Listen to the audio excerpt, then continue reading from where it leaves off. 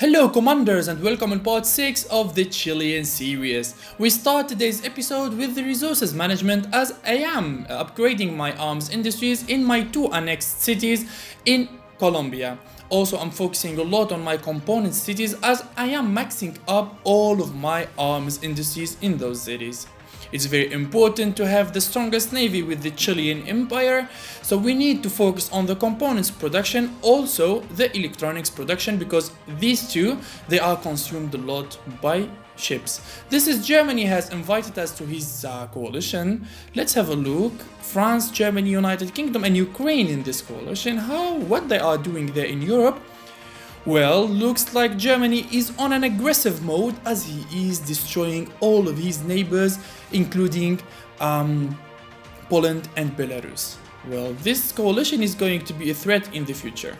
Meanwhile, Venezuela is in the final steps to be eliminated totally, and all of their lands and provinces will be under the rule of the Chilean empire. So we are getting stronger, we are getting bigger, our economy is recovering little by little, and we are advancing through all of the Latin lands. Only Brazil is remaining. In today's episode we are going to start the invasion of Brazil, because it is the last nation in the South American continent, and our plan from the beginning is to control all of the South American continent. These are our naval patrol aircrafts. They are scouting for any potential navies there on the coasts of Mexico. I'd like to have a look at their navies, what kind of levels they have, what kind of navies. Yes, I can see the level 4 naval bases, but it can mean that they have ballistic submarines or cruisers, or even they are making the naval bases level 4 just to get to the level 5 to get aircraft carriers. You don't know how these dudes play, what is their strategy, so this is why scouting and spying is a very important thing in this game. I'm preparing my armies and troops on the borders with Brazil. Brazil is giant, a big nation. I am going to need a lot of national guards to be able to get all of those provinces, jungle provinces, because there are a lot, and you know that your units, they are going to be so heavy. They will be so slow in those jungles provinces. This is why I'm going to need a lot of national guards to take Brazil as soon as possible. Now we have level 3 strike fighters. They are doing an amazing work in Venezuela. Having strike fighters early game is going to keep your stacks land armies intact, as we are going to avoid any kind of contact with foreign defensive forces. So with the strike fighters, they are going to eliminate any kind of land armies in your way, unless your enemy have mobile SAM launchers, because anti-air is going to be lethal and very bad for our strike fighters. I'm going to send more naval patrol aircrafts to the coast of Mexico there. I need to scout this area and see what naval defenses they have there. I need to locate everything they have, and also I want to have their technology as well to be able to upgrade my navies. Okay, he have a naval radar here near the city of Reynosa. I'm going to get closer with my naval patrol aircraft to see what kind of composition he have there. Scouting their navies is going to give us a good idea on what kind of enemy Mexico is going to be. Is he going to be tough, strong? No, we will see about that.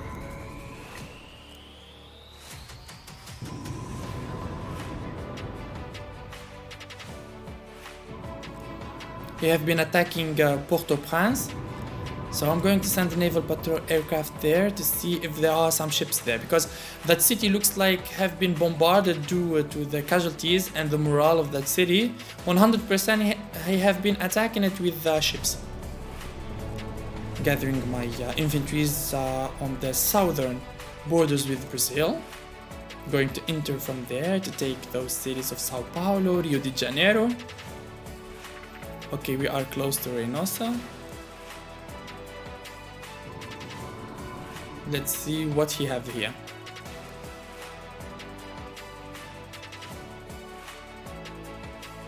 Okay, he have level 2 cruisers and level 1 destroyers.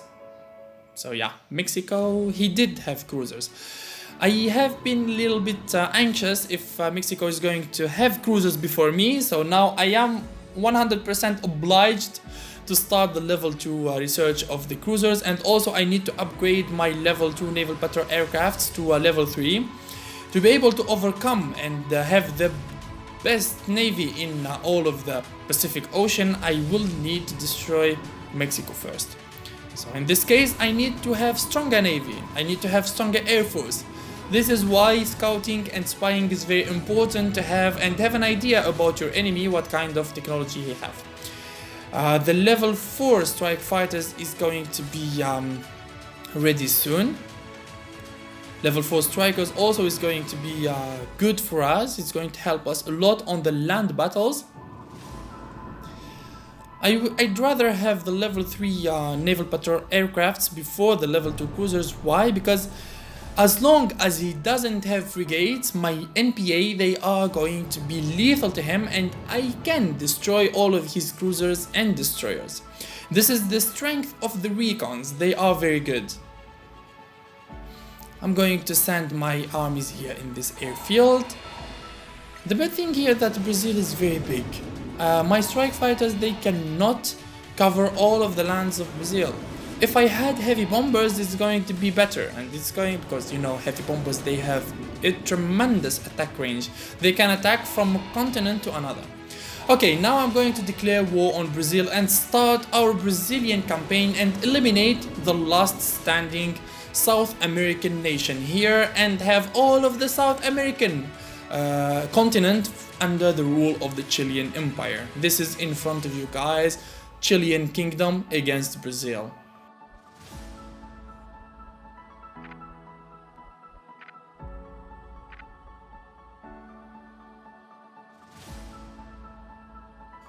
I will try now to bombard all of these homeland cities with my strike fighters. I will send infantry in random provinces there to get all of those jungles. It's going to take ages to finish Brazil, but I will try to send a lot of National Guards to finish it quickly. You see here that my strike fighters cannot make it to any of the homeland cities of Brazil. This is bad. Brazil is very big. Okay, I'm going to build more airfields close by. That airfield is a little bit far. So yep, as I said in the beginning, we are going to need more airfields close by. I'm going to build one here in the province of Puerto Chiarro. Okay, let's now send infantry to random provinces here. I will wait for my strike fighters to eliminate the cities. This is why I'm not going to send any infantry to the homeland cities, because 100% he have defenses there. This is why I will just aim for the provinces and let my strike fighters eliminate all kinds of defenses in his homeland cities, including Porto Alegre, Sao Paulo, Brasilia, the capital, etc. I will prepare my cruisers now in the coastal cities of Brazil. I'm going to surround all of his homeland cities with cruisers. I will send each one cruiser in front of a homeland city. First, to prevent him from getting away from his nation, I need to blockade him in the middle. Second, those cruisers, they are going to bombard any kind of infantry he have in his homeland cities. So the cruisers, they are going to help us in this campaign. And the good thing that Brazil is all coastal, only one inland city, which is the capital Brasilia. The rest, all of them are coastal. So yeah, the cruisers can be enough to eliminate Brazil.